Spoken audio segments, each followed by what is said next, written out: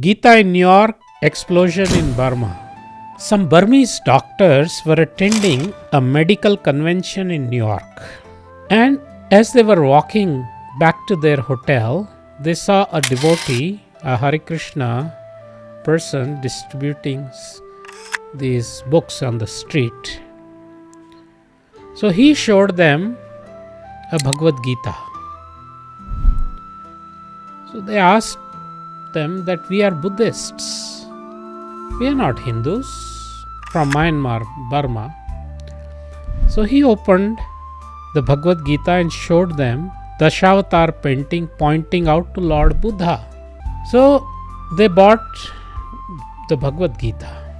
So when they got back to their hotel and looked through the Gita, they thought, hey, wait a minute. This is not about Buddhism. This is about Hinduism.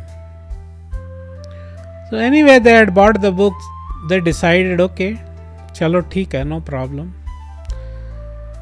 So there were 2-3 of them had bought. One kept in the hotel bag. I don't want to carry all the way. Another couple of them took with them to Burma, their country.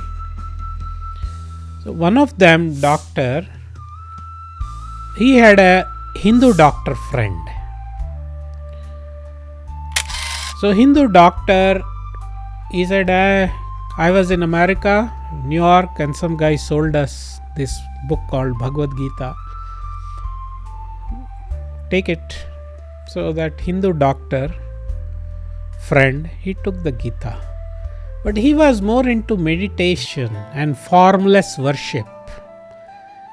Oh, he saw this book is about bhakti. I have no interest in that. So that Hindu doctor, he put this Gita in one corner in his office, in a pile with so many other medical journals, dumped it.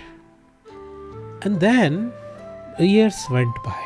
And then anyway, when they were rearranging the office, they took all those old journals and that copy of Gita and dumped it on an attic somewhere. They dumped the whole, what you call, the trash, kind of.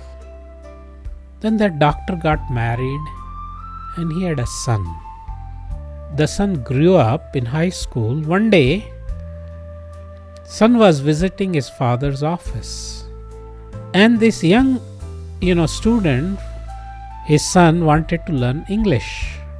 He asked, do you have, Dad, any English books lying around? Dad said, why don't you check the upstairs attic, maybe. So anyway, he went there and lot of medical journals and textbooks, and then he found Bhagavad Gita. That interested him. So he said, he picked that book and told his dad, I'll take this book.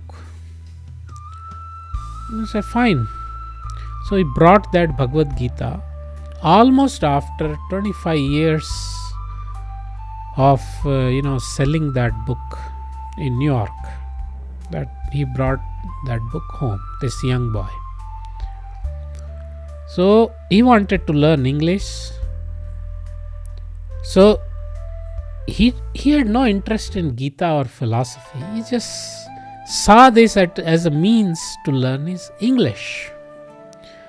So he started going through, and every second, third word he would look up in dictionary. He would read every line, try to understand. So he was moving up slowly, looking up every second, third word. By the time this young man finished the 6th chapter, he had learnt English. And along with learning English, he became a devotee of Lord Krishna, a follower of Bhagavad Gita. So he was initiated as Srivas Pandit Dasa, and he was for a long time the regional secretary for Burma, Myanmar. And he made he propagated Bhagavad Gita widely in his country, made many followers of Bhagavad Gita, and opened multiple centers, temples, which are preaching Bhagavad Gita even today. He recently passed away.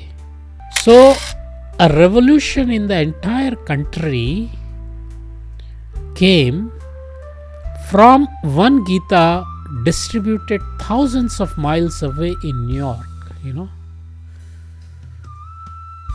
So, of course, later on, just as a point of information, his father also became a follower of Bhagavad Gita.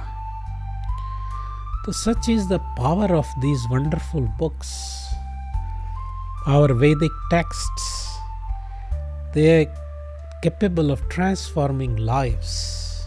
And this knowledge is universal. It is not for any particular denomination. It's meant for not only human being, all the living beings.